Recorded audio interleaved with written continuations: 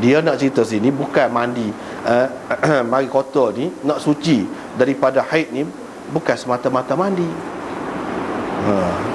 Kalau hak lain sebelum pada dia sebut kena gosok, kena pakai air wangi, kena hak ni pun walaupun sebut mandi junub, mandi bersuci daripada haid ni, bila kata mandi, dia tidak mandi biasa.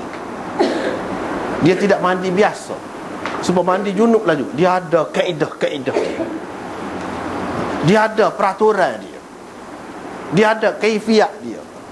Dia ada adab dia. Dia ada. Hak ni pun lagu tu juga. Antaranya dia nak sebut sini ghuslil mahid, mandi untuk bersuci daripada haid ni bukan mandi biasa.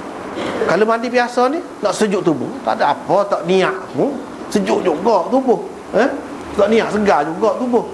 Tapi kalau hak ni dia nak cerita, dia kena ada niat. Ada juga dia bukan mandi saja sini ni. Sepuluh sisir rambut, sepuluh comor air wangi, itu antara yang perlu dilakukan ketika mandi junub dan ketika mandi untuk bersuci daripada haid dan selepasnya.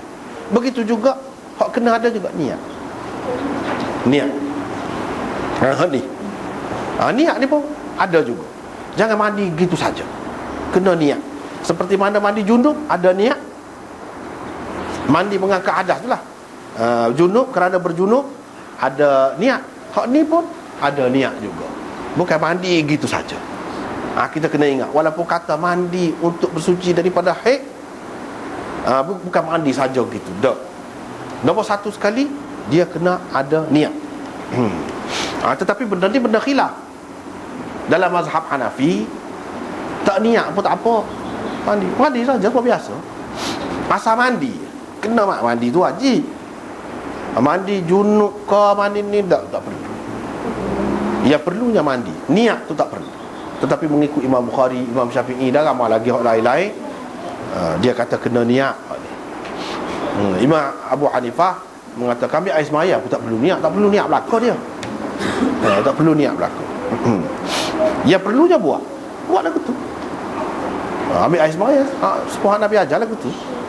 Tak perlu niat, sah. Tetapi mereka pun kata kalau niat sampai jadi kurang kau. Tak, dia pun kata boleh. Kalau niat boleh. Boleh.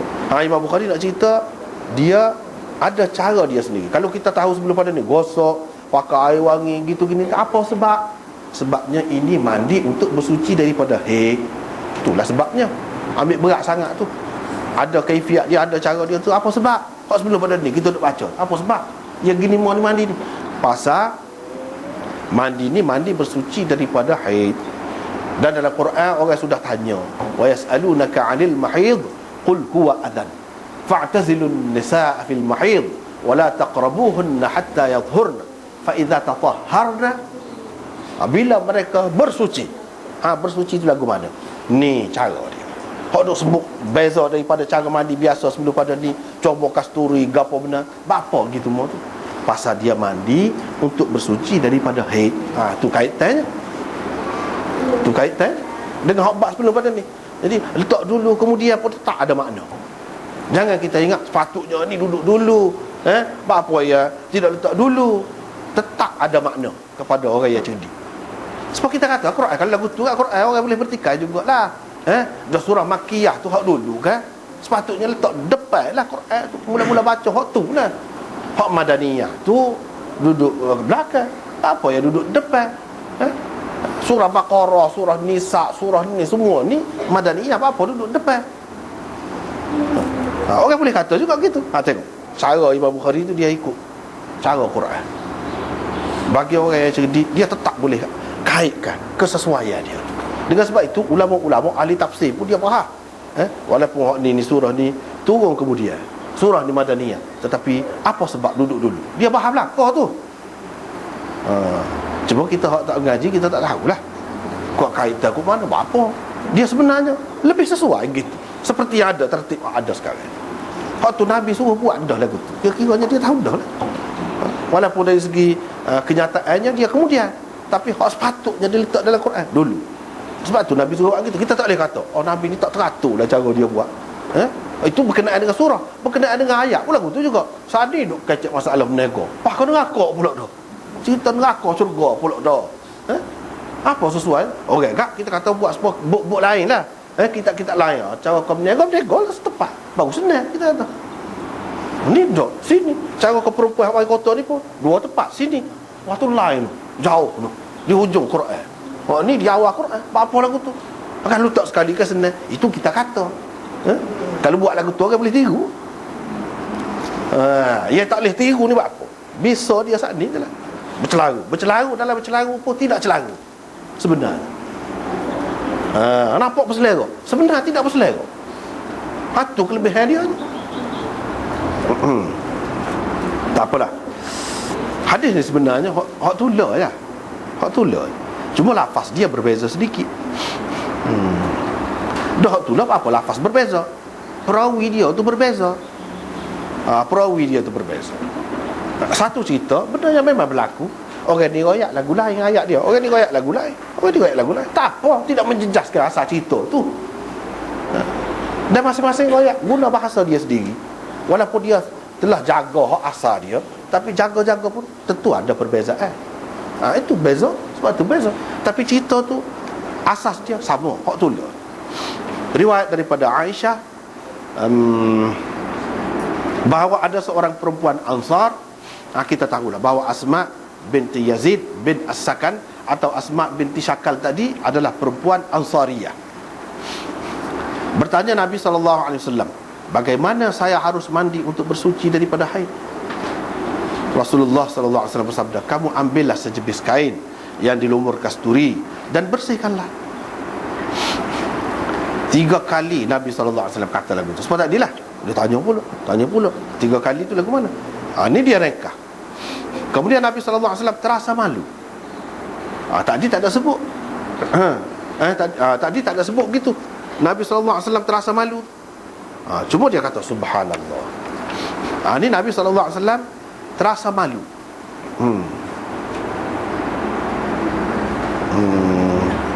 Karenanya beliau berpaling.